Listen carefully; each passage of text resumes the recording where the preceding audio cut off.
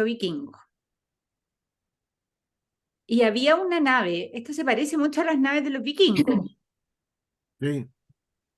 Y estaba esta nave, tú te tenés que acordar, no sé cómo se llamaba la nave, Sí, pero una gigante. una Dracar, gigante. Sí, pero Dracar. ese es de mucho, ese es de la Gran Guerra del Norte, que debe ser con el 1600, 1700, que es la guerra de los suecos con los rusos, con Pedro el Grande de esa época. Carlos XII, Pedro el Grande, por ahí. Ujú, Mucho después. mucho Son buques después. con quilla ya, con muchos mástiles, ¿cachai? Más distintos, más modernos. Sí, sí. Era una nave de un vikingo antigua que se conservaba en un museo como la primera nave vikinga. Yo te voy a traer una. Ah, Es que él vivió en Suecia. Se te habla sueco nuestro amigo. Por entonces, pelado estuvo, su familia estuvo en Suecia, entonces, ¿por voluntad propia o por voluntad de las autoridades de la época? por beca de las autoridades de la época. Por beca, por la beca, ya, ok. ¿Cuál de todas las Tengo becas? varios amigos Me empezó a que- sonar ese apellido. Mira qué lindo. Ahí tenemos una. ¿Viviste en Estocolmo, Walter? Sí, sí, mis papás tuvieron un malentendido con el Con gobierno la autoridad, cívico-militar. con la Sí, autoridad de la época. Sí, sí. como el malentendido del ingeniero ayer, Natalia. Hubo un pequeño Claro, malentendido que no este, se pudo solucionar, exactamente. entonces Entonces, hubo que salir a conocer. fueron becados por sus grandes méritos. Esa era. Ya, Sergio que está Pero algo tratando se de entrar. parecen, ¿no? Algo se Sí. parecen. Es como el esquema de las velas, tienen algo que No, ver, ¿no? No, las velas ¿no? Pero son, mira, en ambos casos son el velas casco está cuadradas. hecho distinto. Son dos naves bien primitivas, sin quilla, con vela, con mástil que se saca, pero son la construcción del, ¿cómo se llama esto? La carena, Es muy distinta. Ah, claro, muy distinta. Además, las naves, las trirremes, tenían una punta por debajo del agua, que era una especie de espolón, ¿sí? Y no tenían la proa y la popa tan levantadas como los dracares vikingos, que mm, tenían, por eso tenían esos leones, ¿no? Esa especie como de gárgolas, los navíos vikingos, porque eran de proas altas, mm, que les permitían navegar básicamente en el mar del norte, que es un mar muy, muy peligroso. Sergio Andrés está no pudiendo entrar, lo que me causa mucha tristeza. Se lo voy a mandar de Hola, nuevo. Natalia. Hola. Hola, Nati. Muchas Natalia, ¿cómo parece gracias que por están? el artículo, estuvo muy bueno. Vean qué tienen que lindo. actualizar el Zoom. Sí, cada uno tiene que elegir su nave favorita. Ah, claro. Ah, dile eso, Eso, yo también tuve que hacer lo mismo, exactamente. Me ¿sabes tuve que dar qué? una vuelta Porque más larga. el Zoom está recién actualizado, entonces dile que actualice su Zoom. Porque como empieza a molestar que hay que actualizarlo, entonces si uno no lo tiene actualizado, son Es molestosos donde estos empiezan cosas. los problemas. Exactamente. Sí, es 17, ¿verdad? Pedro, Le estoy escribiendo, espérate. Ya. sí, Ay, se Oye, movió todo. yo sé que todos tienen su libro, ¿ah? Pero no puedo sino recomendar intensamente esta versión que es maravillosa. Es de una, se ve algo, ¿no? Yo no sé dónde poner la cámara, pero Sí, es de una poesía para leerla y A ver, comienza, lee los 4 primeras líneas. de una facilidad de lectura. 4 primeras líneas del canto primero. A ver, un momento. cólera. Sí. Canta odiosa la cólera del pélida Aquiles, cólera funesta que causó infinitos males a los aqueos y precipitó al Hades a muchas almas valerosas de héroes, a quienes hizo presa de perros y pasto de aves. Se cumplía la voluntad de Zeus desde que se separaron disputando el Atrida, rey de hombres, y el divino Aquiles. Ya. ¿Puedes ver de quién es la traducción? Es la de Segalá. Voy.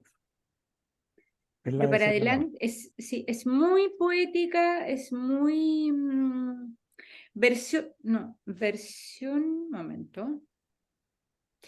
Versión de Thomas Murau, La Plata, Terramar. Versión de ¿No? Thomas Murau sobre el texto establecido por T.W. Allen en Homer y Ópera, Oxford. Pero es el texto establecido. Ujú. Se parece mucho a la de Versión, Segalá. versión de Thomas Murau sobre el texto establecido por Allen en Oxford. Ya. Pero Tomás Murau es argentino. Sí, pero impreso en Argentina. Se ¿Y nos parece puedes mucho a la de mandar una Segalá. foto de la tapa y del ISBN, que es como el Sí. root de los libros? Sí, por supuesto, porque sabes que avanzando, de verdad es muy poética. Yo tengo la de Gredos y La de Gredo es muy es difícil. que es la que siempre he leído, la de Gredos, y esta La que vez sí, es me la que costó mucho la de Gredos y esta de verdad es una seda de lectura. Yo tengo, tú al final tienes la de Penguin, Ramos, Natalia. Sí, Y me la la compré otra, por recomendación de Rodrigo. sí, pues, Federico la había La recomendado. recomendó, sí. Y la otra que tú habías conseguido, que era la de Espasa, ¿te acuerdas? No. La que le mandé un Austral. link una vez. Sí, Ah, es verdad. Es que, ¿sabes qué? Todo lo que la rastreé estaba en prosa. sí. Pregunté, por ejemplo, en la Catalonia, que tenían esas ediciones de Austral, era en prosa, no en poesía. Así Sí. es que no la compré. Yo, Esta realmente es muy bonita. yo Yo le leí unos estoy pedazos a leyendo Pedro. esta, que no sé si se ve ahí. Por el fondo de pantalla no se ve, Pedro. Espérate, voy a sacar el fondo de pantalla para que la puedan ver. Ah, mandé dos, perdón. Desfocar en fondo, no. Espérate, para que la vean, ¿ah? Aquí en un fondo virtual, ninguno, ya. Ahí la Este, mandé. Natalia, ¿ya se lo compraste en Chile o lo pediste por internet? A ver, Pedrito, Por, bájate un poco el libro. espérate, Busca voy Libre. a, Busca ahí. libre, ya. Sí. Esta es la Y de Alianza Editorial, es en prosa, pero está bien buena, está bien, bien buena. En general, mi experiencia con la Ilíada es que en general uy, pobre Sergio está desesperado, No te no sabe preocupes, cómo sigue nomás, no, yo voy a tratar de ayudarlo. ya. Eh, la Ilíada tiene muy buenas versiones. En realidad es un libro que se ha traducido mucho más que la Odisea, finalmente, desde los filólogos, ¿no? Hay una versión chilena del siglo XIX, finales del siglo XIX, del cura Yuneman, me parece, ¿sí? Que es muy, muy, muy reputada, yo no la conozco. Pero en general las traducciones de la Ilíada que yo he visto son más similares entre ellas. La más difícil, para mi gusto, es la de Gredos, que trata de ser como muy filológica y entonces eh, ocurre que se hace dura, se hace legible, ¿no? Ellos tratan de mantener, en Gredos tratan de mantener la estructura, digamos, del texto original, pero claro, nuestro idioma castellano es muy distinto, tiene otras formas, digamos, ¿no? Entonces, nada, eh, Mm. yo prefiero las traducciones, no tengo una preferencia, ¿no? Pero me parece que todas en general son legibles, menos, o sea, la más ardua me parece la de Gredo. Pedro, necesito hacerte una pregunta Por supuesto. ¿Pudiste, Franco, en Sergio? previa, Estoy en eso. Ah, ya. previa. ¿Ya? ¿Cuándo aparece el objeto, la Ilíada, Como libro, objeto o como o poema. claro, o como lo que sea? O sea, ¿Ya? Mira, te ¿cuándo voy, a va ver, al público? mira, se reputa, ¿no? Que el poeta Homero vivió alrededor del siglo IX, finales del siglo IX, principios del siglo VIII antes de Cristo, ¿no? Mm. Eso vendría siendo entre el 850, ¿no es cierto?, y el 750 antes de Cristo, más o menos, ¿no? Mm. Tienes que pensar que la primera Olimpiada aparece registrada en el año 774 o 776 antes de Cristo, que es un periodo histórico que se llama el periodo protogeométrico, ¿no? ¿Ya? Entonces, se entiende que Homero, si es que vivió, que bueno, la larga controversia, ¿no? Si es que Sí. vivió años antes de la Olimpiada, ¿no? Pero no tantos años antes. Heródoto, eh, que vivió en el siglo V, ¿no es cierto?, que es contemporáneo de Pericles, decía que Homero había vivido 400 años antes que él, ¿no? O sea, lo ubicaba más o menos, ¿no es cierto?, en el 850 y antes, ¿no? Más o menos. Eh, pero es más o menos la época, ¿no? De ahí siglo VII, ¿no? Sí. Lo que hace pensar, perdón, siglo VIII, lo que lleva a pensar en el siglo VIII, básicamente, son ciertos giros idiomáticos que no eran, que son más bien neologismos del siglo VIII, cuando se comienzan a instalar precisamente las nuevas estructuras de la polis, ¿no? Cuando pasamos, digamos, del periodo oscuro, y es ese periodo del cual no hay datos históricos, no hay documentos, que es el Mm. periodo que media entre la caída de Troya, que se calcula entre el 1150 y el 1110 antes de Cristo, hasta más o menos, claro, el siglo IX, finales, mediados del siglo IX, ¿no? En que empiezan a aparecer documentos históricos, arqueológicos, de la Sí. reubicación de las poblaciones en los territorios, ¿no? Y que comienzan además, ¿no es cierto?, a aparecer ciudades distintas como ciudades importantes, distintas de las mencionadas en la Ilíada, ¿no? Y en ese sentido, eh, los arqueólogos y los filólogos sostienen que es más o menos de esa época. Se dice que quien pone por escrito por primera vez la Ilíada y la Odisea es el Mm. tirano Pisístrato en Atenas, y eso vendría siendo en el siglo VI, alrededor del 560 antes de Cristo, ¿no? Hay muchos que refutan esa idea, ¿no? Porque ya se sostiene y se ha sostenido mucho entre los filólogos, ¿no?, el problema de la oralidad o de la escrituralidad de la Ilíada, Sí. de la Sí. poesía épica en general, digamos, ¿no?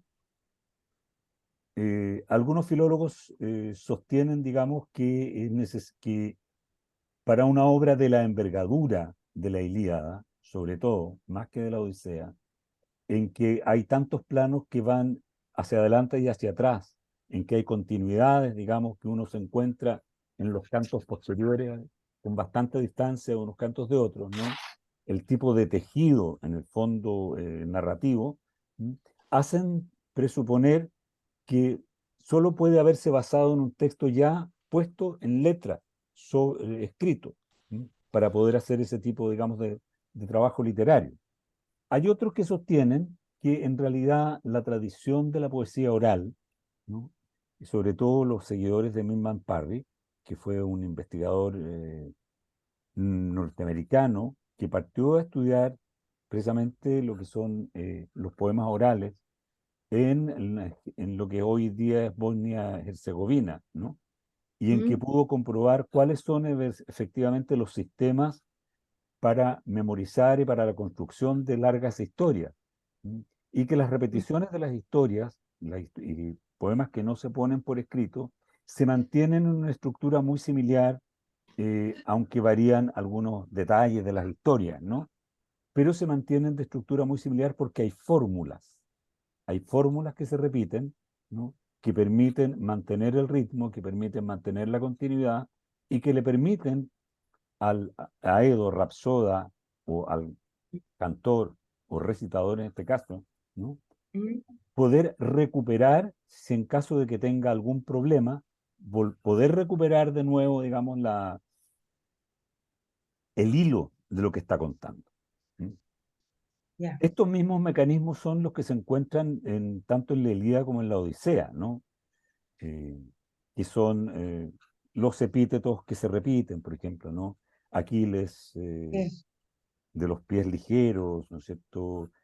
Zeus, el que porta la égida, etcétera, etcétera, ¿no? Y otras fórmulas que se repiten como los relatos, digamos, de las batallas, que son muy similares unos de otros si uno lo mira con atención, ¿no?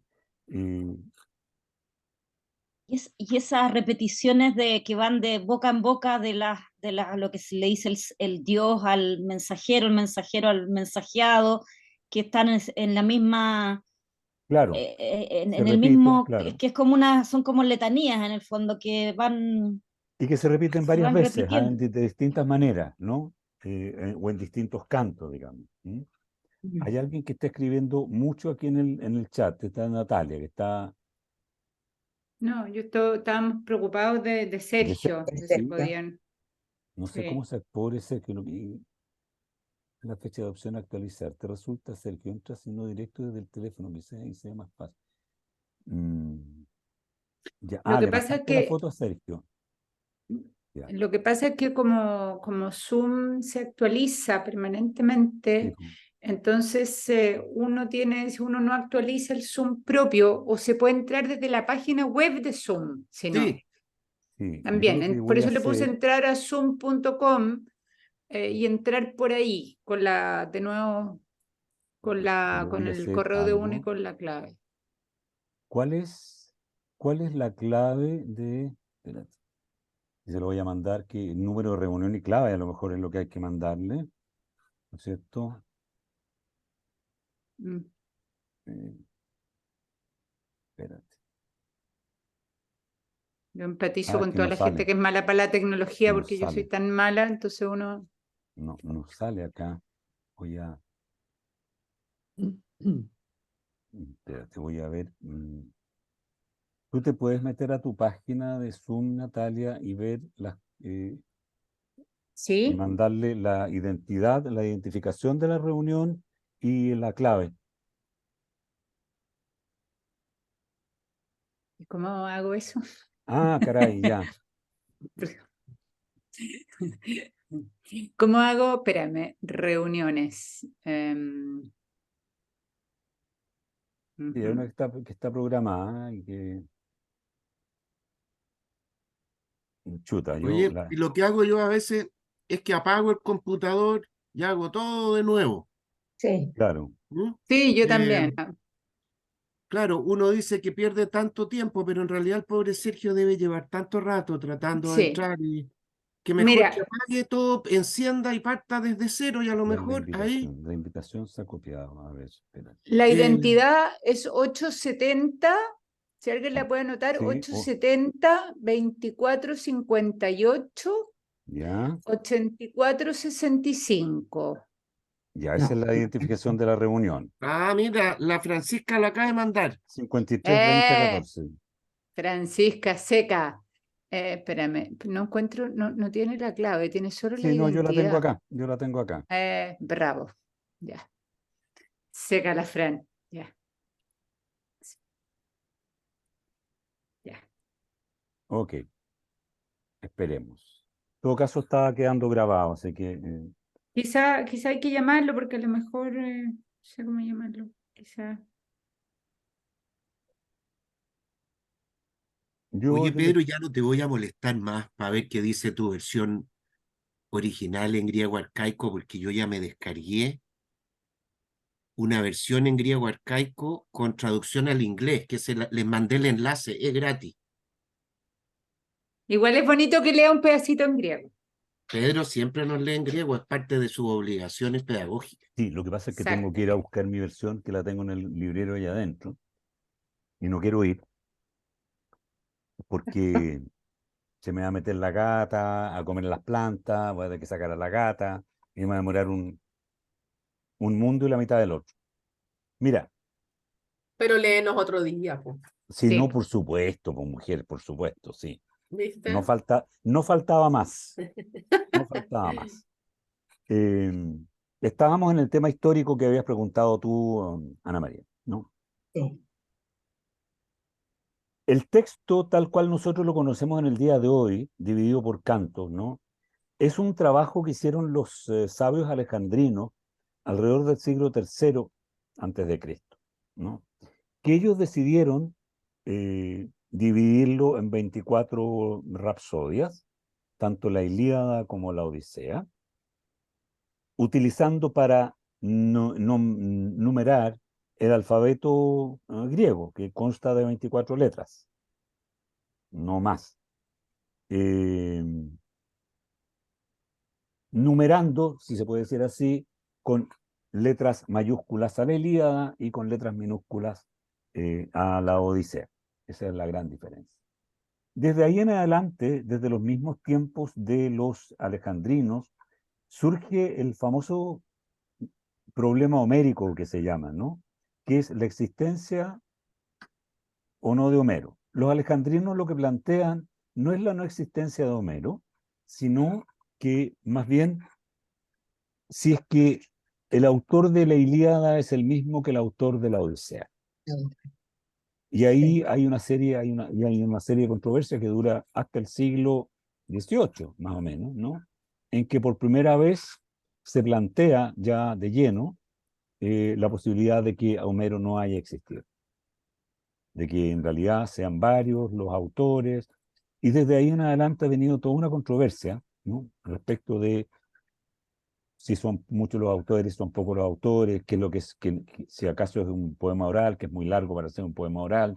De ahí viene la respuesta de Parry, ¿no es cierto?, con su estudio acerca de la mantención en la memoria debido a las fórmulas y los ritmos, ¿no es cierto?, de poemas muy largos, que son las fiestas eslavas. Eh, Vienen las contrarrefutaciones, digamos, sobre los estilos tan distintos, que la Odisea es más suelta que la Ilíada, que los tonos son distintos. Hay unos que sostienen entonces que la Odisea es una obra de juventud y la Ilíada es una obra de madurez. En fin, es un tema que no tiene solución. Eh, yo siempre me he planteado el problema de que cuando uno pone la pregunta, eh, algo que no tiene respuesta, la duda queda. O sea, si el día de mañana, ¿no es cierto?, uno dijera, ¿existió realmente Víctor Hugo? Probablemente en 2 o 3 siglos más alguien pueda empezar a pensar en serio y a rastrear y empezar a dudar y decir, pero estos documentos pueden ser fabricados, quién los hizo, etcétera. O sea, es como plantear la duda en realidad es más fácil que plantear certeza, ¿no? Como fake news. Por ejemplo, claro, Mm, como el mm. mismo mecanismo en el fondo, ¿no? O sea, en Chile, por ejemplo, mutati mutandi, nosotros tenemos la maravillosa historia de de la pugna entre los payadores, don Javier de la Rosa y el mulato Taboada, ¿no? Que fue un duelo de payas que duró varios días, ¿sí? Hasta que venció don Javier de la Rosa, que tenía más ciencias, y el mulato, y le cortó el alerón al gorro del mulato Taboada, y el mulato Taboada se suicidó. Ya hay gente que dice que eso no ocurrió. Sin embargo, algo está documentado. Entonces, quiero decir con eso que en realidad más vale no preguntarse tanto esas cosas y quedarse con el texto, ¿no? Ahora, Sí. planteaba desde el principio Walter, ¿no es cierto?, la existencia de este catálogo de naves que están abigarrados, tan lleno de cosas, ¿no es cierto?, Eh, que ha sido tan bueno el afiche que mandó la Nati Ramos, ¿no?, porque precisamente esclarece.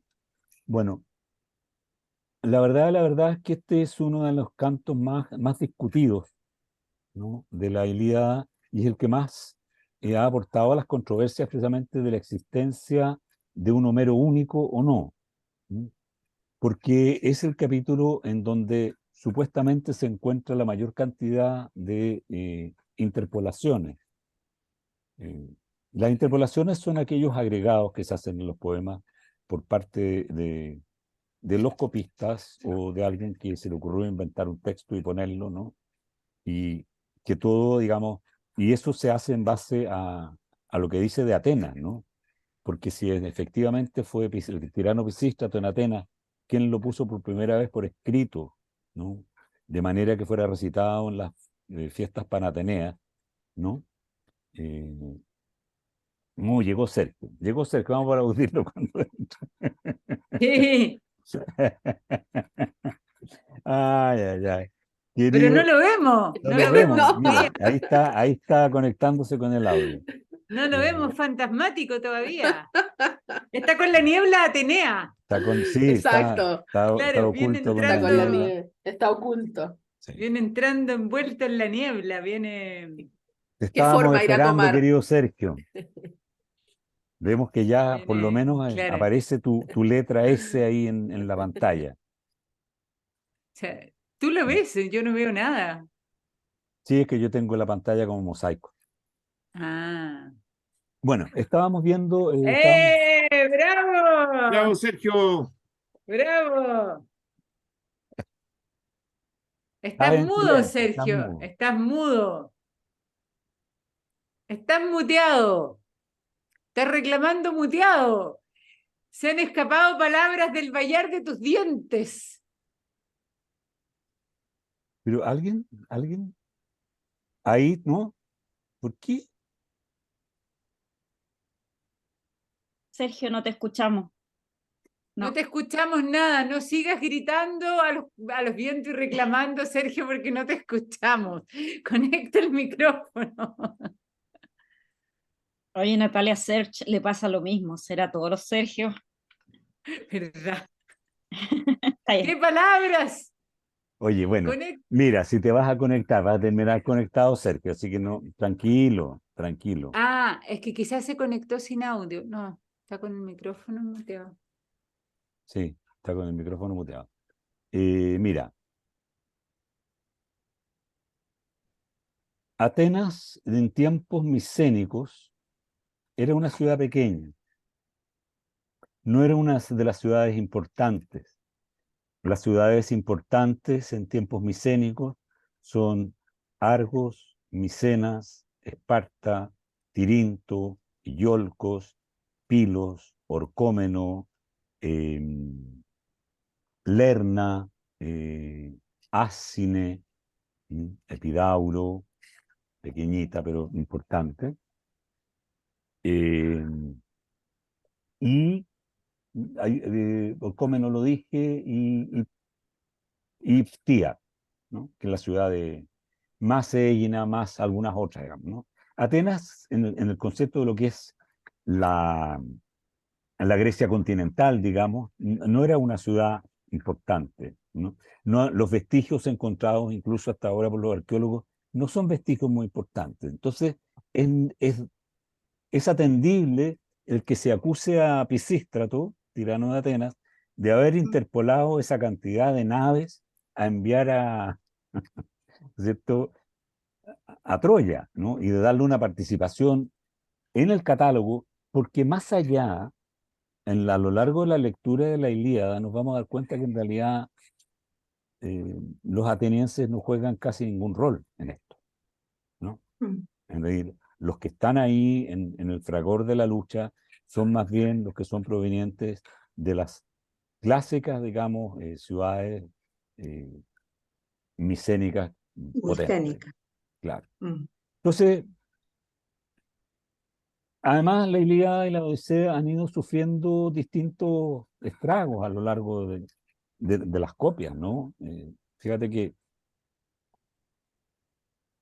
Alejandría, la biblioteca de Alejandría, en realidad, además de ser una biblioteca, era un centro de copistas, ¿no? Mm. Es decir, los reyes o los poderosos mandaban a comprar libros y había unos copistas que se ponían a copiar de un original, de una especie de stencil que había como ahí, ¿no? Y los copiaban. Sí. Pero los copistas se equivocan, siempre se equivocan. Y siempre, y cambian a veces palabras, porque la memoria es así, ¿no? Y entonces ha habido, hay varios como distintas versiones, por eso es que hay tantas versiones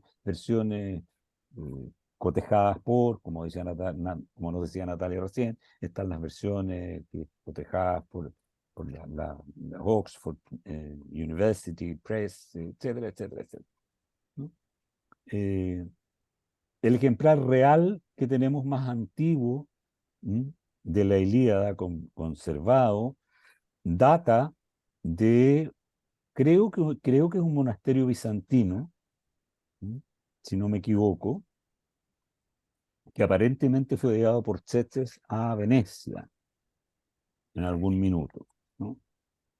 Y entonces es un ejemplar como el siglo IX de nuestra era, o sea, con varios siglos de distancia al original.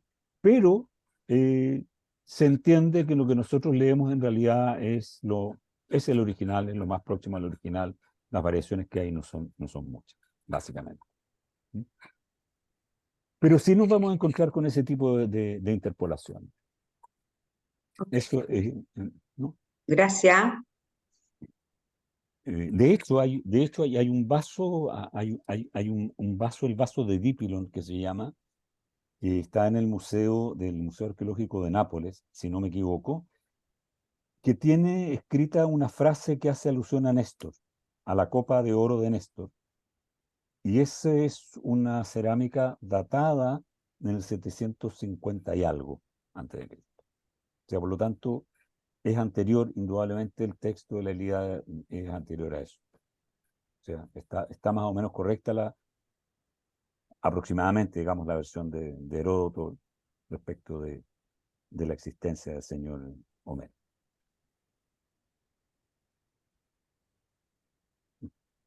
Bueno, ¿cómo les fue con la primera, con la lectura?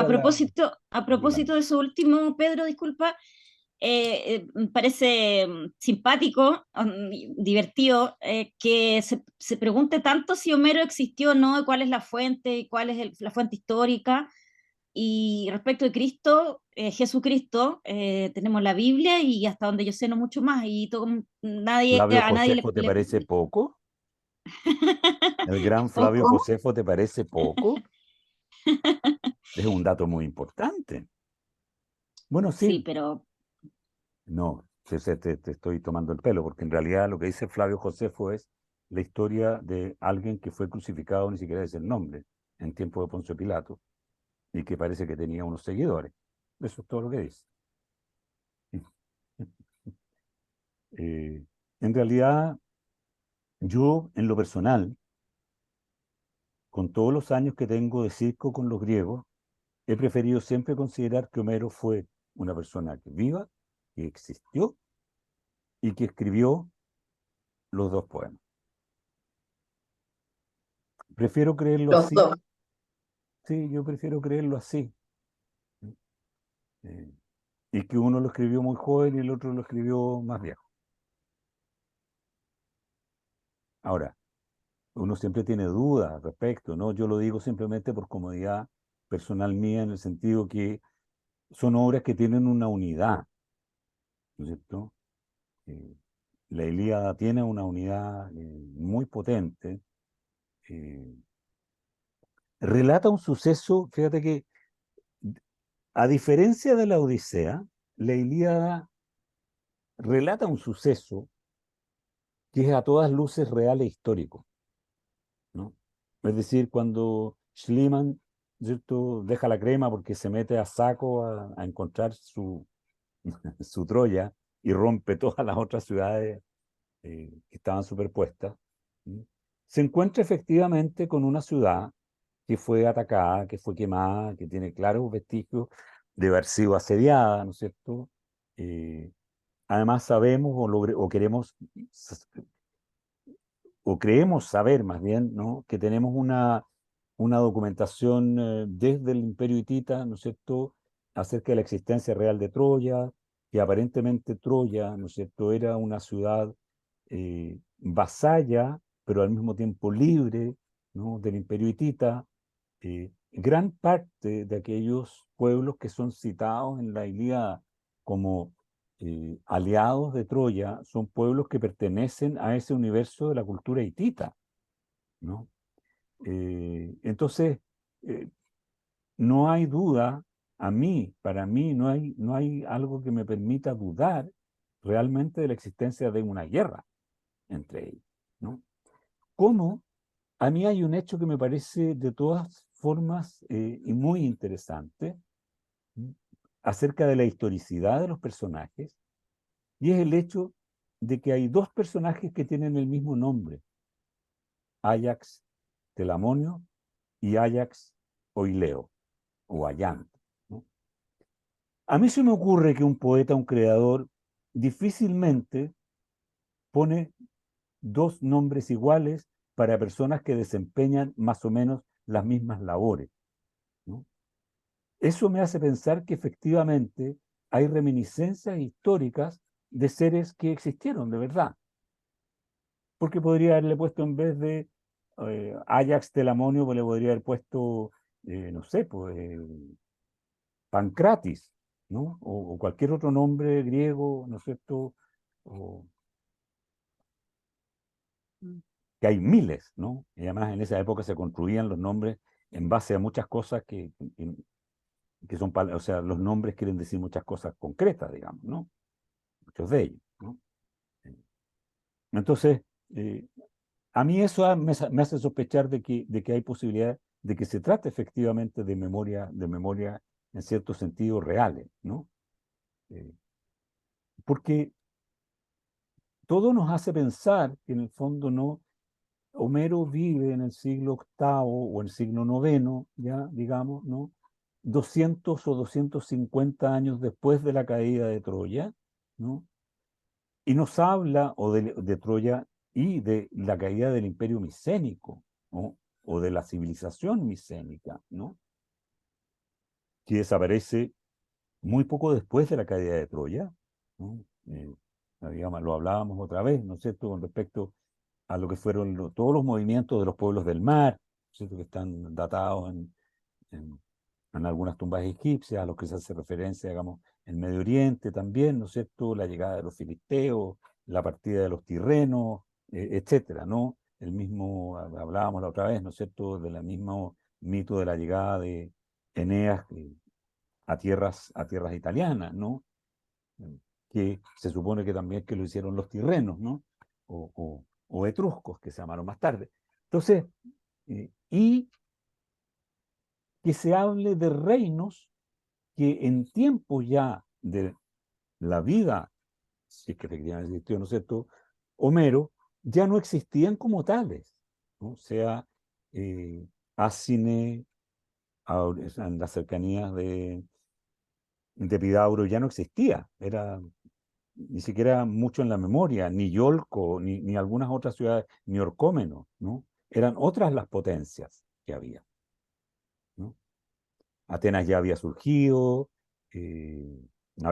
Corinto, ¿no es cierto?, etcétera, ¿no? Entonces, todo hace suponer que hay una memoria que, si a lo mejor no es exacta, ¿no?, hay una memoria colectiva de un pueblo, de ciertas hazañas que ocurrieron, ¿no? Como yo siempre hago el símil con lo que es que circuló durante la Edad Media en Europa, que se llama el poema de Alejandro, ¿no?, que es un poema rimado que cuenta la historia de Alejandro Magno, llevada a la leyenda como suelen hacerse, digamos, con muchos hechos que no son efectivamente comprobables o incluso que no son plausibles, pero muchos otros que sí, ¿no? Que es lo que ocurre con nuestro caso, el poema del mío Cid, ¿no es cierto?, que nos habla de un personaje que existió, Ruiz Díaz de Vivar, un hombre que existió, eh, un, era en realidad un mercenario que trabajaba, ¿no? No es el héroe fundador de España, como lo plantea, digamos, el poema, ¿no? Y hay muchas cosas que no hizo. Bueno, probablemente no domó a los leones, ¿no?, como se cuenta, ya no me acuerdo cuál cuál parte, ¿no? Que sí casó con doña Jimena, pero en realidad un matrimonio que no se llevaban tan bien como dice el poema, según algunos, ¿no? Etcétera. En fin. Entonces, para mí, en ese sentido, la Ilíada es un texto histórico, así lo consideraron siempre los griegos también, ¿no? Es decir, como un texto en que se apoyaban para darle una continuidad histórica a su concepto, a su idea de nación, ellos mismos. Básicamente eso, ¿no? Es como... Entonces, bueno, aquí hablábamos de la guerra. A mí me interesa mucho saber qué les pasó con el primer canto, un canto, la primera rapsodia, ¿no? Que empieza con este Menen Ay de Ca.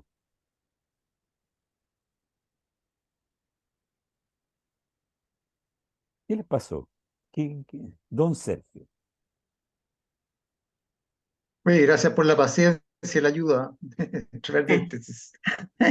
Yo estaba desesperado de que Bueno, no estuviera tratando de entrar. Estábamos tan preocupados.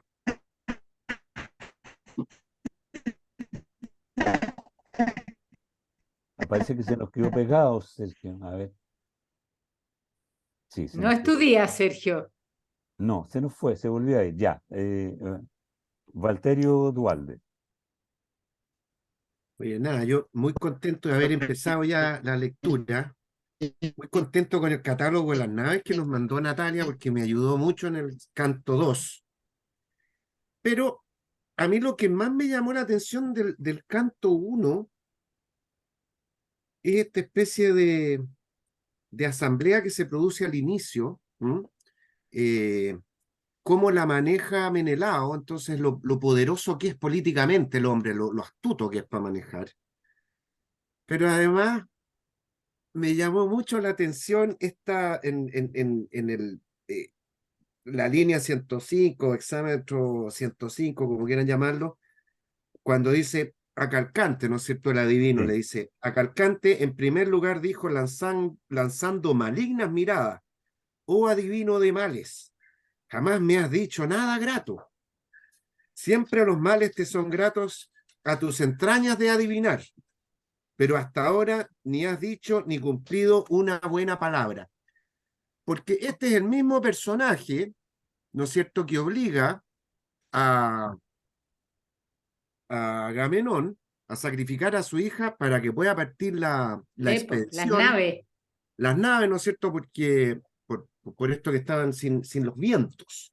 Entonces, esta cosa que me gustó porque es como la vida, ¿no? Los personajes tienen historia, se conocen de antes, hay Sí. viejas cuentas que saldar, ¿eh? También me gustó esa parte donde los adivinos a veces, porque después le achunta más o menos nomás la interpretación del sueño en el canto 2, el mismo Calcante. Entonces, sí, esa parte la gocé mucho, eso por el lado mío. Natalia. Yo muy cortito, pero en esta lectura yo me quedé, me parece fantástico como el autor pone entre medio de este texto histórico y guerrero el conflicto matrimonial, digamos, entre Zeus y Hera, ¿no? Y las protecciones y los controles y los celos entre ambos, ¿no? ¿Quién vino a hablar entre medio? Mi protegido y el otro. Claro. Eso me pareció fantástico como Un matrimonio recurso de muchos narrativo. años. Sí. Y de muchos controles, ¿no? Y quiero saber quién entró a hablar antes que yo. Esa parte me Y pareció además que ella lo literariamente sabe. fantástica. ¿Quién entró? Claro, y ella ve ¿Cómo se todo, llama ¿no? esa señorita que se llama Juanita Pérez de los Palotes que te está llamando? No, claro. Sí, Claro. el modo en que lo relata, que me Sí, pareció como de una telenovela de la época, me Mm. pareció fantástico. fantástico, sí. Sí. Espérame medio minuto, Fran. Sergio, ¿pudiste pillar ya tu...? Ah, ¿me escuchan? Ahora sí. Sí, Ah, alabado sea Dios. Ya. sí. Oye, no, a mí, yo tengo una impresión general, más bien, Ya. del capítulo 1, es que me llama la atención como esta especie de conflicto como tan infantil. O sea, encuentro, mirado la perspectiva como histórica, esta cosa de que uno le quita al otro, entonces el otro se pica, y entonces no va a aguantar que le quiten, entonces viene el otro. Y esa interacción tan como infantil, yo la encuentro muy infantil, muy de un narcisismo muy básico, muy precario, pero que además se repiten los dioses. Eso es lo que es mucho más patético. O sea, los dioses entran también en una especie de conflicto en que sí, que no, y que Hera le dice, no, pero tú la escuchaste a ella, tú empiezas los celos. Entonces, me da, encuentro que me llama la atención y que el único personaje que yo encuentro más rescatable en una parte fue Festo. Festo Sí, trata de poner una cierta tranquilidad entre las partes y conciliar y bueno, veamos cómo llegamos a acuerdo. Pero es sorprendente, no sé, me sorprendió mucho a mí toda esta reacción y todo este orgullo y esto sentirse, y que Agamenón sea rey y que sea respetado y sea seguido también, porque uno ve que en el diálogo con Aquiles aparece muy precario toda la calidad moral. O sea, efectivamente él es el rey, se merece todo, pero ¿de dónde viene ese respeto a Agamenón y que él pueda ser líder? Es muy sorprendente y quizás se explica porque él ha tenido un contacto con los dioses en que recibió esta famosa, no sé cómo se es llama, es un cetro en el realidad. cetro, famoso cetro, que es como una ¿Y historia cómo que logra esa parece que a él alianza entonces, tan grande? Sí, pues, ¿cómo? ¿Cómo logra esa alianza tan grande de Impresionante. tanto respaldo? vamos a hablar sobre eso. Vamos a hablar sobre eso. Esa fue como mi impresión inicial, digo. Genial. Francisca Eresi. Gracias. Del canto 1 me llamaron la atención, bueno, varias cosas. La primera es, y la Natalia se va a reír, ¿por qué decide partir en este punto de la historia? 9º año de la guerra contra Troya. Y no solo en el momento que elige contar esta historia, sino que a propósito de qué anécdota o situación particular empieza a contar esta historia. Y tú nos hablaste la semana pasada que este libro empieza con la cólera, ¿ya? Su primera palabra, Y, Menin. sí, cólera de Aquiles, y uno piensa, hay una cuestión que está así pasando, una cosa tremenda, que está en todas estas huestes, imagínense con todas estas naves y todos estos soldados, y resulta que es porque eh, Agamenón tenía una mujer, ¿ya? Entonces, encuentro que es muy... nuestra tradición judeo-cristiana que está basada en Adán y Eva y que Eva es la culpable de que le dio la manzana y toda la historia. O sea, hay cosas como que parten y mucho antes de cosas tan básicas, primitivas, animales quizás y humanas a la vez, como es la pelea por una mujer. O sea, todo parte porque supuestamente Paris se secuestra o se rapta o enamora a Helena, ¿ok?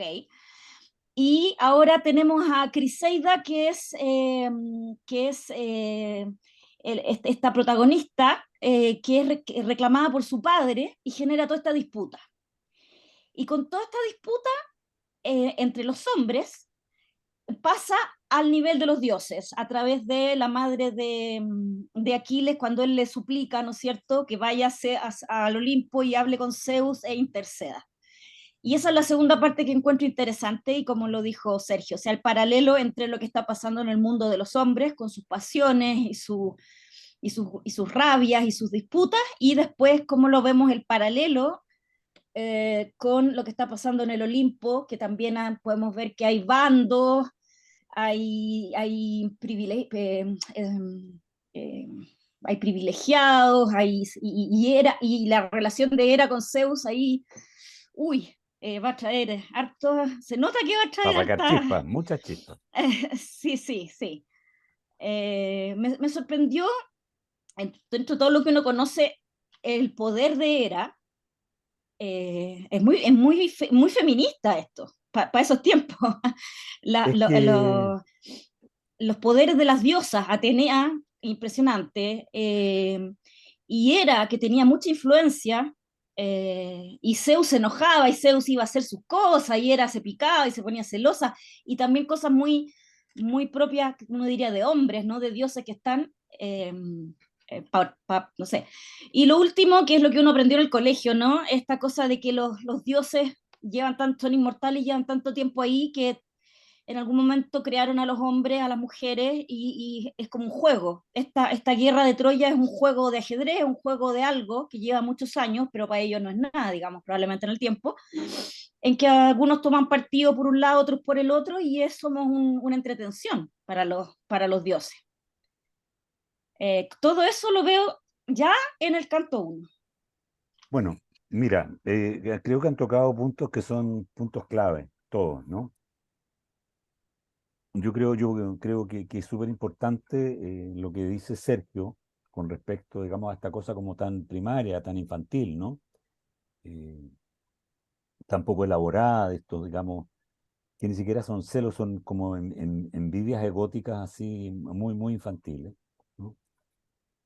Y un poco lo que dices tú, ¿no? Sobre todo, Francisca, en lo relativo a los dioses, ¿no? Pero en la sesión anterior, en que algunos de ustedes me parece que no estuvo en la Paulina, decíamos que aquí hay un tema que es un tema central y que tiene que ver con el vencer a la muerte, ¿no? Es decir, la muerte como el problema central, ¿no? Y me voy a detener medio minuto en esto porque nosotros en Occidente, en el Occidente cristiano, hemos pensado de manera constante que para los griegos el destino era algo importantísimo, que el destino ineludible, aprendimos el Edipo con el destino ineludible y todas esas cosas, ¿no? Del destino, el destino para arriba, el destino para abajo, eh, teniendo como patrón el concepto latino o romano de destino, que es un concepto lineal, ¿no? Eh, la palabra destino viene del griego, o que se traduce como destino, en el griego es la palabra moira, ¿no? Que quiere decir, digamos, alguna vez, porción, lo que a cada uno le toca, digamos, ¿no? Eh, Se usa para la división de tierras, cuando se hacen las re-repartinaciones de tierra después de las revoluciones, ¿no es cierto? Moira también es un ángulo, ¿no es cierto? Se usa, palabra usada desde Euclides, por lo menos documentada hasta ahora, incluso antes, ¿no es cierto? La moira. Eh, pero es una palabra que deriva y que está emparentada directamente con una palabra griega un poco más antigua, que es la palabra moros, con omega, la palabra moros, ¿sí? Que es la muerte, ¿ya? Entonces, Moira, moros, ¿ya? Están relacionadas con aquel espacio, me voy a poner un poquito esotérico a lo mejor, pero es decir, con aquel espacio-tiempo delimitado que tiene cada persona para desplazarse a lo largo de su vida, ¿sí? Pero está sellada la vida del humano por el moros, por la muerte, en ese sentido el destino, o sea, punto final, digamos, ¿no? Hasta aquí no más llegar. En el caso de la Ilíada, la muerte del guerrero en guerra no se dice así, se dice Kier. Kier es la muerte cuando escapa la psique, digamos, por las heridas, etc., ¿no?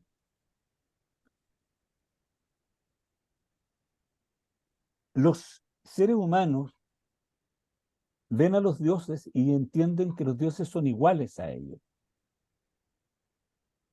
Las divinidades griegas son iguales a los seres humanos y los seres humanos son iguales a las divinidades griegas, ¿no? Tienen el mismo tipo de pasiones, tienen el mismo tipo de movimientos, ¿cierto? Eh, Usan el mismo tipo de añagazas o trampas, ¿no? Pero hay una sola diferencia, que es que los dioses son inmortales. Y entonces aparece este fenómeno de cómo ser inmortal, pero no ser inmortal para no morir. Ojo, y aquí hay un tema que es un tema central, y es para no envejecer. El tema del griego, por lo menos de este griego de la Ilíada, ¿no es cierto?, el griego homérico, es y que por eso en ese sentido la Odisea es tan distinta, ¿no? Es el problema de el envejecimiento. El envejecimiento que significa perder las cualidades del cuerpo, perder las virtudes del cuerpo, perder la belleza, ir desgarrándose, ¿no es cierto?, y poder terminar botado, ¿no es cierto?, muerto, con pelado, sin cabellera, flácido, caído en el campo y devorado por perros y por aves de rapiña, ¿no? Ese es el gran temor, el temor a la, no sé cómo se dice en castellano bien esa palabra, nunca la he podido traducir, que se zorá, lo que se gasta, eh, lo que va periclitando en el tiempo, ¿no? que se Entonces, degrada. lo que se degrada. ¿Sí? La degradación, en el fondo, es el gran problema del griego, ¿no? Entonces, frente a eso, ¿sí?, lo importante es que la muerte sea bella, y en el sentido que sea bella, es decir, que pille al guerrero, ¿no es cierto?, en su punto más esplendoroso de la vida. Joven, los griegos dirían en plena eve, ¿no? En plena efervescencia, digamos, de la pubertad prácticamente, ¿no? Adolescencia tardía, ¿no? O sea, en la flor de la vida, en los 23, 24 años, cuando todavía el cuerpo está con el pleno vigor del crecimiento, ¿no es cierto?, ¿no? Y que al pillar la muerte al guerrero en ese punto, ¿no es cierto?, la memoria que se mantiene de él y que es la que lo hace imperecedero, ¿sí?, lo conserve bello, su cuerpo bello, aunque ya abandonado por la psique, ¿no es cierto?, por una parte, y glorioso, glorioso porque ha ido a vencer a la muerte, ha sido vencido venciendo a la muerte. Entonces, tiene que permanecer bello en la memoria, por eso se acicala al muerto. Por eso se acicala al muerto, se le limpia, se le lava, etcétera, ¿no?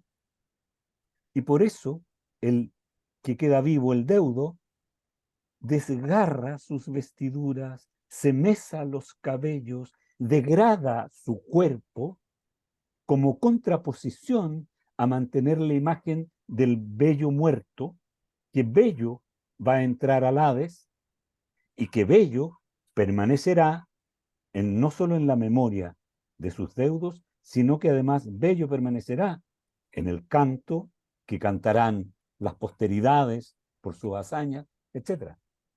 Es decir, la forma de emular, ¿no es cierto?, a los dioses es a través de la bella muerte. Es un fenómeno claramente... Sí, te voy a dar la palabra al tiro, Sergio, ¿no? Es un fenómeno claramente masculino, ¿no? Ahora, con respecto a lo que decía de la feminista era, ¿no? Un dato que es súper importante. Muchos historiadores de las religiones sostienen, y me parece que están en lo cierto, que las divinidades femeninas de el panteón olímpico son divinidades anteriores a la llegada de los indoeuropeos. Es decir, estamos hablando de Hera, Deméter, Perséfone y Atenea, básicamente. Y entonces, con la invasión de los indoeuropeos, que son los helenos, digamos, que ocupan a estos pueblos pelágicos, que se llaman, ¿no? Los pregriegos, asimilan a asimilan a estas divinidades ctónicas de la tierra, básicamente, ¿no? Y las ponen, digamos, en el Olimpo y las emparejan de alguna manera y establecen relaciones, digamos, de pareja con los dioses. Y eso lo vemos, precisamente esas son las peleas de Hera, digamos, detrás de ese trasfondo, o sea, hay como trasfondo, en el fondo,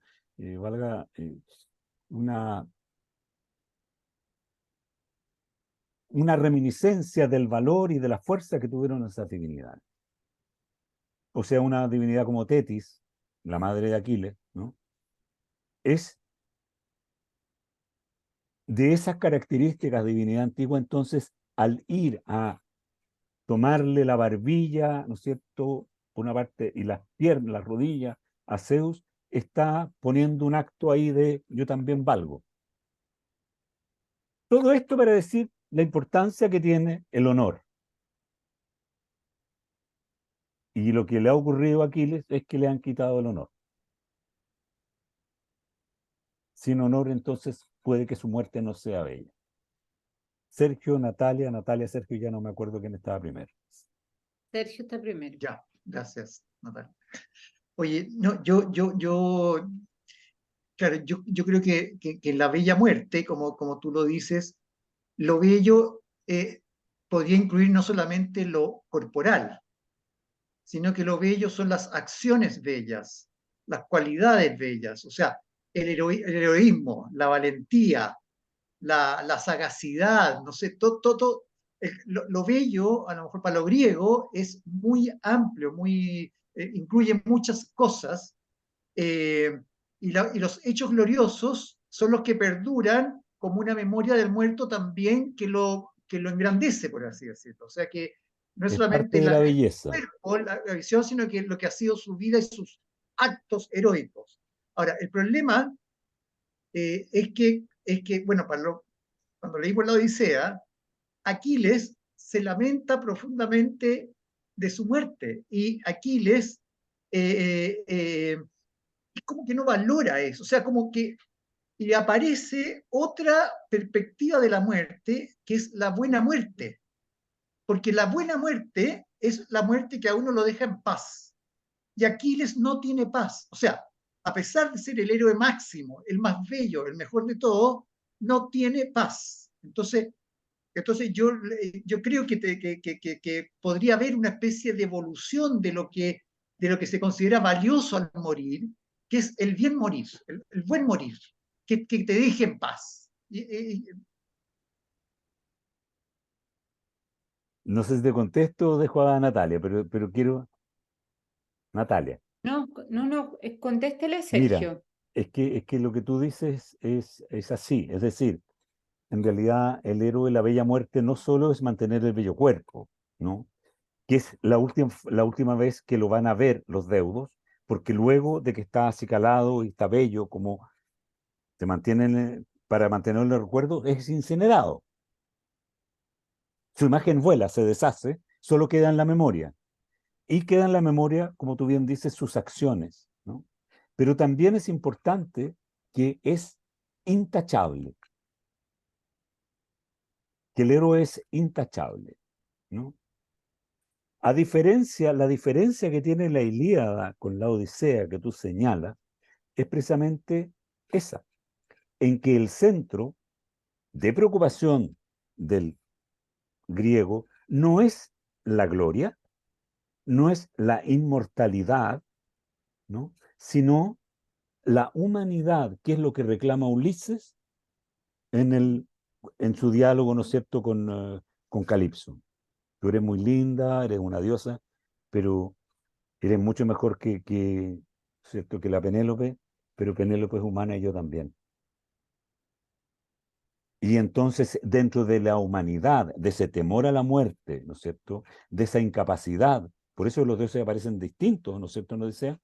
De esa incapacidad ya de ser como los dioses, es preferible que los dioses estén donde tienen que estar y uno ser un humano que yerra y que quiere morir en paz.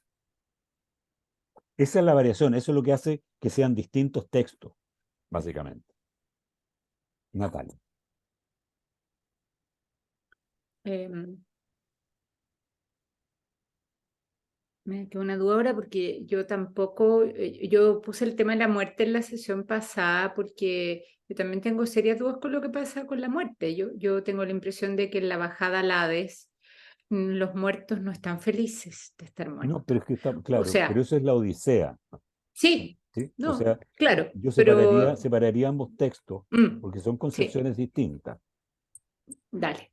Eh, yo solo quería comentar que me parece muy interesante el modo en que estás planteando el tema de la bella muerte como relacionada con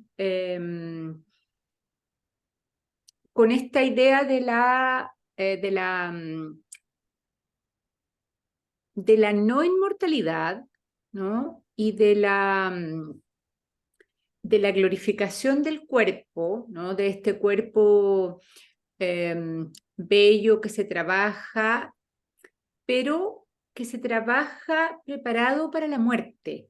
Y la idea que se me cruzó, ¿no? Fue que a diferencia porque hay un culto al cuerpo, ¿no es cierto? Hay un ¿Sí? culto al cuerpo bello, hay un culto, como tú dices, al cuerpo probablemente musculoso que se prepara para la batalla, ¿no es cierto? Que tiene terror a ese envejecimiento, pero pensé en lo que pasa hoy día, ¿no es cierto? Que hay también un terror al envejecimiento, ¿no es cierto?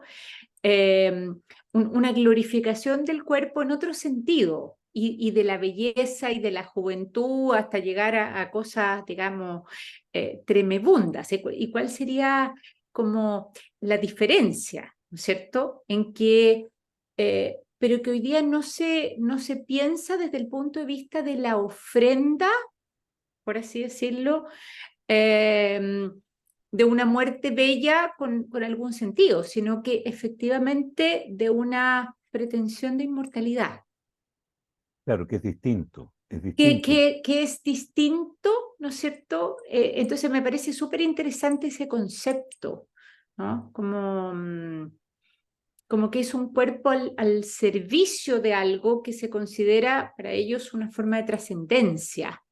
En cambio, en lo contemporáneo pareciera que es la búsqueda es una búsqueda mucho más narcisista como de inmortalidad, ¿no? Y que sin embargo muchas veces se utiliza hoy día como un pseudo modelo griego. Entonces, que es una distorsión por eso lo puse, ¿ah? Por eso hice Sí, la sí, relación. sí, Es yo como creo que, yo sé, un mal entendimiento del modelo bueno, es de que hay muchos cuidado. malentendimientos de los modelos Sí, griegos, ¿no? De partida, el sí. malentendimiento con respecto a lo que es el destino, ¿no es cierto? Una parte, Mm, el malentendimiento respecto a la sed de conocimiento del griego, ¿no es cierto? El griego, contrariamente a lo que nosotros creemos, no quería conocer para dominar la naturaleza, sino para entenderla y funcionar acorde con la naturaleza, entender qué pieza del rompecabezas era el humano dentro de la naturaleza, ¿no es cierto? La admiración y el amor por el cuerpo también es muy interesante porque es lo que nos lleva a la concepción finalmente, ¿no? De entender al individuo, a la persona, al igual, ¿no es cierto? mm, Que nos conduce a todo ese pensamiento social que termina en la construcción de la democracia finalmente, ¿no? Al fin y al cabo es todo un mm, proceso de unos 400 años de desarrollo, digamos, del pensamiento de las distintas concepciones del hombre sobre sí mismo que nos conducen a eso, ¿no? mm, Y efectivamente, o sea, uno de los temas con la Ilíada es que se trata, ¿no? A diferencia de la Odisea, se trata del retrato del mundo que ya periclitó, el mundo pasado glorioso micénico, que tenía valores guerreros, porque era una economía que se sustentaba en la guerra y en la rapiña, ¿no es cierto? Porque era una sociedad en que finalmente, ¿no es cierto?, el que no era un buen guerrero perecía en el camino, ¿no es cierto? ¿No? Era la forma, ¿no? Y Es una extraña preocupación por la muerte, la de los griegos, ¿no?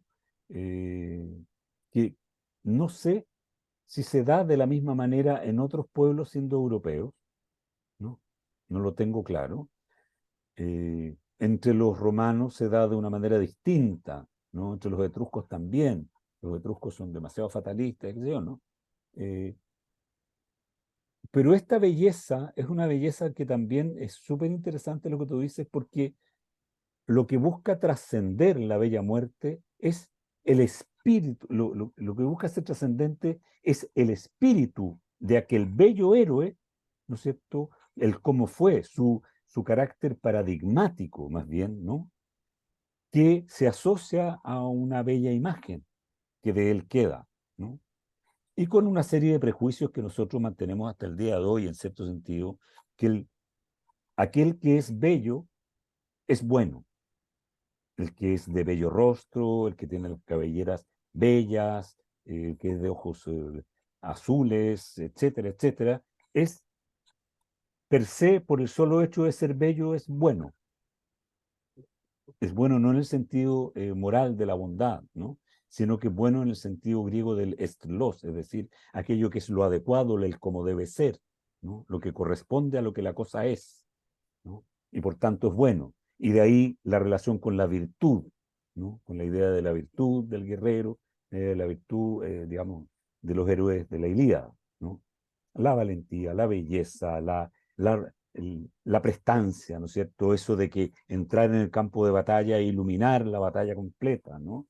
Eh, todo eso, ¿no? Y eso es lo que debe quedar a la posteridad como una idea y como un concepto que se repite en el canto de la gesta, digamos, en el poema épico, o etcétera, ¿no?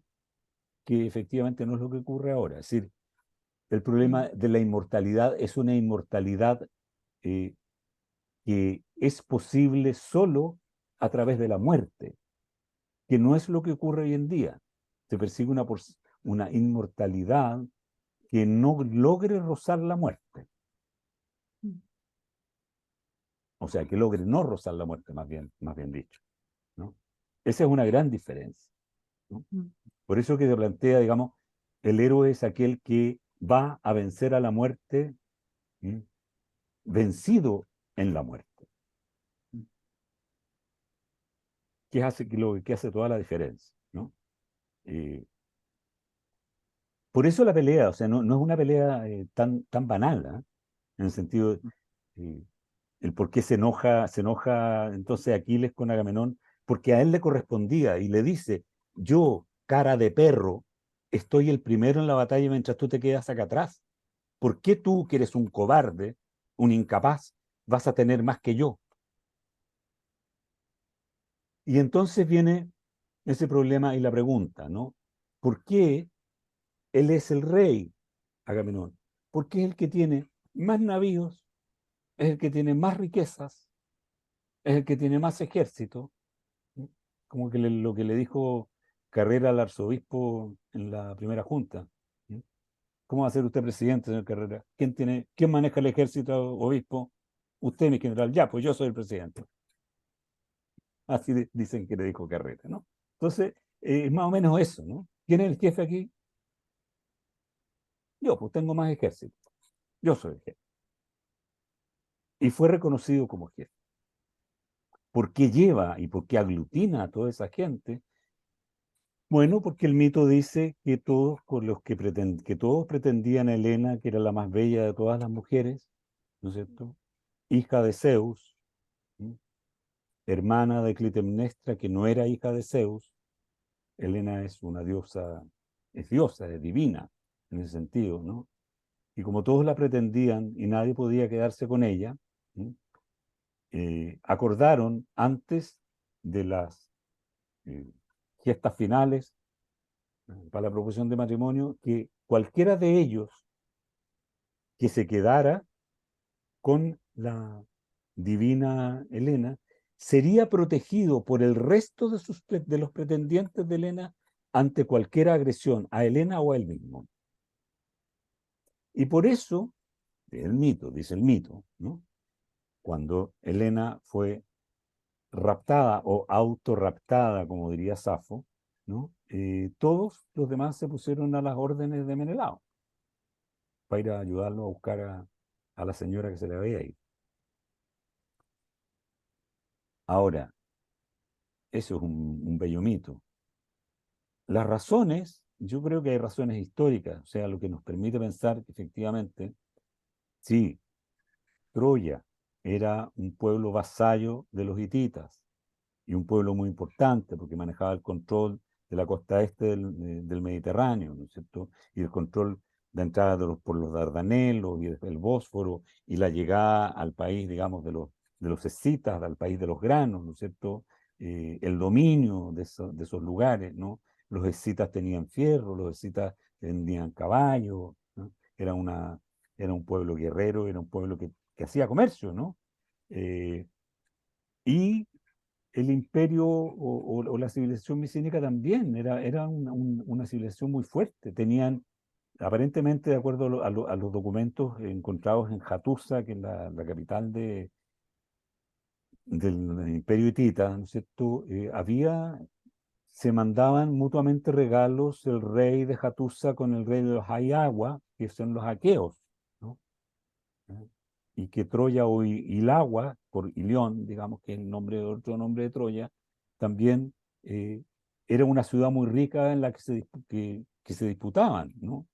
Y tuvieron problemas los hititas en algún minuto con los griegos en Chipre, porque los hititas fueron a buscar cobre a Chipre y Chipre lo manejaban los micénicos. Entonces ahí se produjo la guerra y dejaron de ser amigos y qué sé yo. Dígame, Natalia.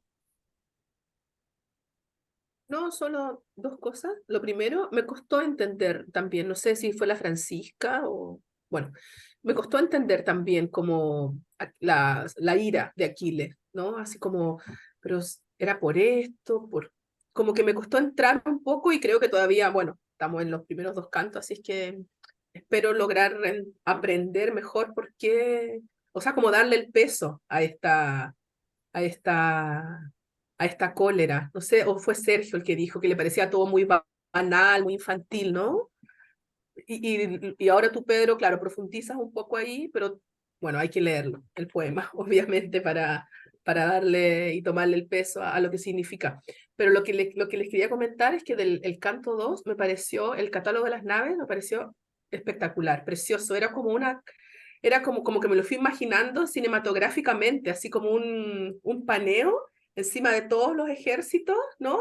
Como que iba pasando por uno, como presentándolo, no sé, como una imagen medio de paramilitar o que estaban todos desplegados, que iba algo sobrevolando encima y los iban presentando. Como que me voló la cabeza ese, como el recurso y la manera en la que iba presentando eso. Por eso me puse a buscar y encontré después la ilustración que les mandé y tal. ¿Verdad? Que muy Sí, impresionante. Y además precioso. de eso, es precioso y como que me encontré como que había muchas disputas entre lectores, que unos encontraban que era lo más aburrido del mundo y otros que les parecía espectacular. Bueno, a mí me pareció bellísimo, pero además de eso, como de las palabras ahí del texto, también me puse a pensar en los aedos y como en el momento de la presentación de este poema, así como, pero ¿qué memoria tenían esas personas para estar hablando de eso? ¿O iban, según el lugar donde lo estaban presentando, por ejemplo, le daban importancia a unos o a otros, o siempre era todo lo mismo? Pero fue como, wow, o sea, como que en muchas dimensiones me pareció impactante. Es hermosísimo, Mira, eso.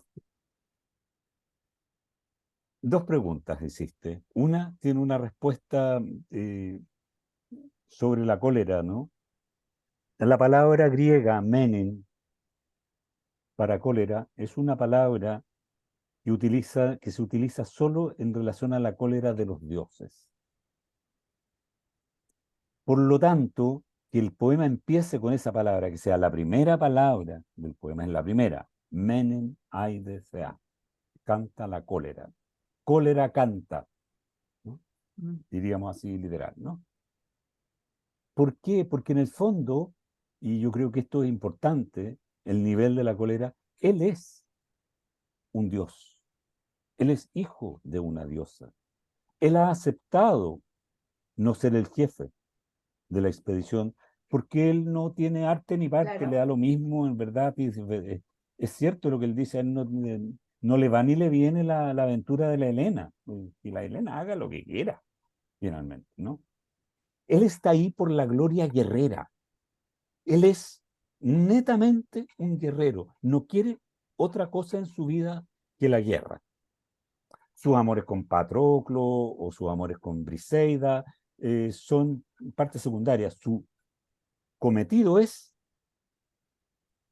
la guerra, ser como Ares en la guerra, divino, ¿no? Entonces, la ofensa que hace Agamenón es una ofensa a una divinidad. Es esa la cólera. O sea, no basta con que yo me rebajo solo sin querer ser el jefe, sino que tú además, cara de perro, que te quedas en la retaguardia mientras yo estoy ahí poniendo mi vida todo el rato y te traigo presentes y vas a buscarlos y te llevas la mejor parte, tú, cara de perro. Mira cómo lo trata, ¿no? Me haces esto pudiendo, cuando te hemos dicho que en la última, cuando decaiga Troya, llévate lo mejor, llévate lo que tú quieras, pero devuélveme lo que me corresponde a mí. No porque yo me haya encaprichado tanto con Briseida en el fondo, sino porque es lo que me corresponde, de verdad me corresponde. A ti, cara de perro, no te corresponde en realidad más que porque eres un fresco.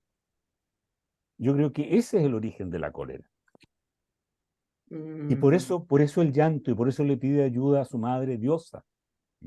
Y por eso además, bueno, va a ocurrir lo que va a ocurrir, no les cuento más. Sí, I will not spoil you. Natalia Rojas. Yo quería preguntar si es antes o después, porque como decía muy bien Walter, ¿no es cierto? Aquí los personajes aparecen y nos recuerdan a otros textos, ¿no es cierto? Y está Calcantes, pero uno también recuerda, a propósito de la ira de Aquiles, que Aquiles se va a ofrecer, ¿no es cierto?, para rescatar a Ifigenia, me acordé por Calcantes. O sea, Aquiles se va a ofrecer en matrimonio incluso para rescatar a Ifigenia, que ha sido ofrecida por Agamenón para que haya, para la brisa de las naves. Entonces también Aquiles va a salir ahí, ¿no? Para intentar impedir que Agamenón la sacrifique. Entonces, no sé si es antes de este momento, acá no aparece este episodio, pero también ahí hay como una dimensión distinta de Aquiles frente a Agamenón. Así es. O sea, Aquiles moralmente es superior moralmente a Agamenón, lejos. Y la forma de recalcarlo en la Ilíada es precisamente lo que le dice: tú eres un cobarde que te quedas atrás mientras nosotros vamos adelante. Yo, el primero de todos, a cada momento para ti, expongo mi vida. O sea, ¿quién eres tú? ¿Quién eres vos? Esa es en el fondo, bien chilense. ¿Quién eres vos? Walter y Paulino. Nada, solamente que este es un muy buen insulto en este mundo tan agresivo en que estamos. Si tienen un problema de tránsito, entrada o salida al metro, pueden gritar, ebrio, que tienes mirada de perro y corazón de ciervo. ¿Ah? Es muy insultante eso. Sí, es que es precioso. O sea, es realmente maravilloso. Aquiles en el sentido es superior moralmente, es un bruto, pero es superior moralmente. Paulina. Sí, yo recogiendo un poco tus palabras, Pedro, por el hecho que en el fondo la ofensa es en el contexto de guerreros y que efectivamente va porque aquí les reclama que le han quitado lo que a él le corresponde, entiendo yo, en el contexto de una batalla. Y mi percepción al menos de lo que llevamos hasta ahora es que, claro, Aquiles es más fuerte, es divino, como dices tú, pero tiene una reacción muy como infantil, o sea, me retiro, no, ya no voy, no me llamen, no voy, y hace que se mueva todo en torno a eso, porque lo necesitan, pero él mantiene esa reacción que en un principio uno puede pensar que es por consideración a Briseida, pero después te das cuenta que no, que ella era parte del botín también, o sea, no, al menos yo lo veo así. No es como que él de verdad por amor o algo así, sino que simplemente es como en el contexto de la guerra se siente ofendido, pero una reacción muy poco de guerrero, encuentro yo, no sé. No, Taimao. yo creo que Esa es bien, palabra, taimao, sí. yo creo que es bien de guerrero, porque los guerreros ¿Sí? son bien primitivos. O sea, son pocos los guerreros así como, no sé, pues como ¿Con Napoleón, honor? como Alejandro, como César, ¿no? Que no son de mi simpatía personalmente, pero sí son guerreros que muy estratégicos, ¿no? Y la estrategia requiere de todo un plan, una planificación, una frialdad, que Aquiles no tiene. Aquiles es un Claro. gran guerrero precisamente porque no tiene la cabeza fría, Ya. no tiene la cabeza fría. Y entonces lo que él hace, en el fondo, es hasta que te voy a demostrar, cara de perro, que tú sin mí eres nadie. Eso es, eso es lo que él quiere.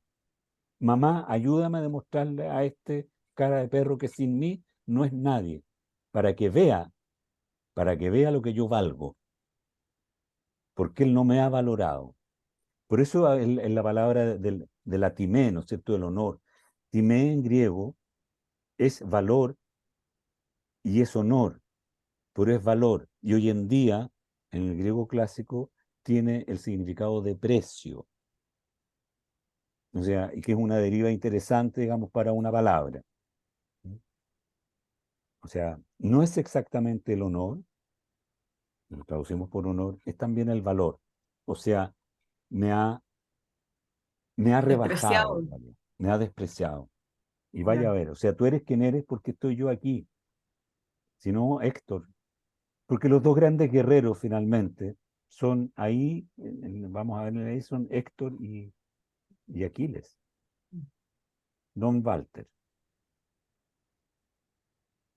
Sí, mira, un comentario nomás. Si uno piensa, este catálogo de naves, como tú siempre nos has dicho, Pedro, probablemente cada ciudad fue inflando sus barcos por 10 o múltiplos de 10, porque si son 1186 naves y supongamos que va a haber 20 metros entre cada nave, son 35 kilómetros y medio. De nave. Para que nos hagamos una idea, la playa La Serena tiene 6 kilómetros.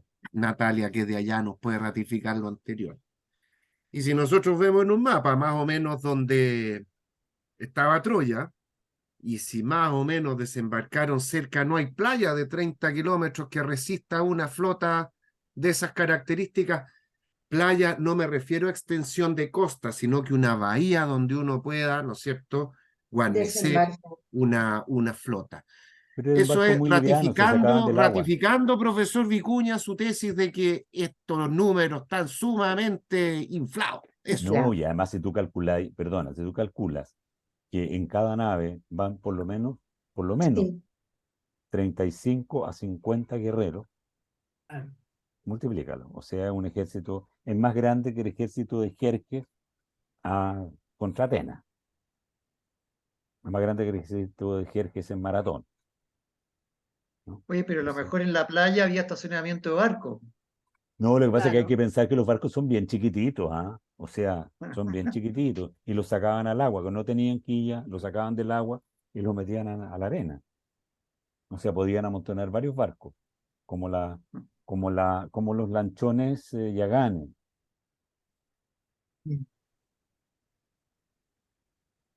Bueno, hemos quedado todavía, nos ha quedado por conversar y dialogar acerca del gran personaje que es mi fascinación, el mío personal, que es el Tercites, el de pecho enjuto, patizambo, pelado, ¿m? El feo.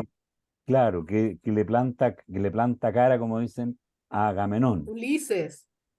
A Ay, Ulises. y que después Tercites. Ulises lo regaña, ¿no? ¿A él? Sí, Ulises, para pues. Claro, complacerse con Agamenón, lo regaña lo mucho. regaña y lo Tú no sé golpea con el qué. cetro Con el en la látigo, eso, con espalda. el cetro. Sí. Lo golpea con el cetro en la espalda y lo deja llorando. Y si vuelve a hablar, te voy a dejar llorando más todavía, le dice. Sí, sí. Porque primero habla Ulises, ¿no? y dice que a cada rey y sobresaliente varón que encontraba con amables palabras lo retenía y le decía, no procede infundirte miedo como a un cobarde, etcétera, etcétera. Que se Y queden, después, claro. más al hombre del pueblo que veía y encontraba gritando con el cetro, le golpeaba y le increpaba de palabras. Claro, pero en una asamblea que viene después, cuando se juntan, Tersites dice, tú que nos has traído aquí, porque eres Exacto. cobarde, ¿ah? Guerreras, no guerreros, ¿ah? Sí, Algo así, ¿no? sí. Más aqueas que Capaz, aqueos. ¿no? Que tienes aquí y has juntado, lo único que haces es juntar Sí. mujeres y oro para y no eres capaz de asaltar Troya, que nos queremos volver a la Claro. casa. Claro. Y Ulises lo regaña Y le pega, y le golpea. y le pega. Sí, sí. Ulises es un personaje, históricamente, hay una gran controversia siempre entre Ulises y Aquiles. No se tragaban el uno al otro. Y precisamente yo creo, y aquí para terminar, que tiene que ver también con una cierta parangón moral, ¿no? Porque Aquiles no es de la ñagaza. Aquiles va, como decíamos en el colegio, de frentesco, ¿ah? Va de frente, va ahí. Donde vio, va con su espada, ¿no? Ulises no, Ulises va para allá, para acá, dice sí, dice no, pero a veces, quién sabe, quizá, tal vez, mejor que no, quién sabe decir, ¿no? Y nada. Entonces, no tiene claridad. Los que no queremos Ulises, Se ríen las que no quieren a Ulises, ya las tengo pilladitas. con la Nati y sonreímos nomás, Uy, la Paulina también, sí, la Paulina también. ¿verdad? Volvió a aparecer ahora Ulises. Ya lo ¿Verdad, vamos a Leo? ver. Chiquillos, bueno, muchas gracias. No, gracias Cualquier a ti. duda, Gracias, cualquier Pedro. duda la traemos para la próxima sesión, ¿ya? Muy Y bien. acuérdense que yo el 31 me porto mal. Tenemos que cambiar esa Tenemos que sesión, cambiar esa ¿verdad? sesión. Piénsenlo, denle una vuelta, ¿ya? Muy Y, bien. y nos comunicamos Muchas vía gracias. chat. No, Besito a gracias la a Lulú. ustedes. A la Lulú, ya. Besito a la Lulú. Ya, en tu nombre. Ya. Chao, Chao. chao. Buenas Ya se noches. viene Chao, súper. chao, nos Buenas vemos. noches. Chao. Chao, Chao. chao. Chao, chao.